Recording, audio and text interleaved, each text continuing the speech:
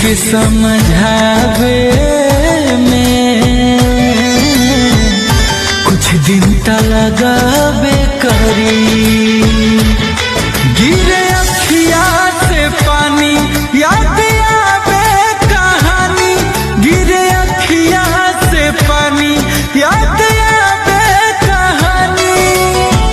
इलोरवा सुखावे में है कुछ दिन त लगावे करी हो। दिल के समझावे में कुछ दिन त लगावे करी। टूटे हुए कांच की तरह चकनाचूर हो गया हूँ, किसी को चुभ ना जाऊं इसीलिए सबसे दूर हो गया हूँ।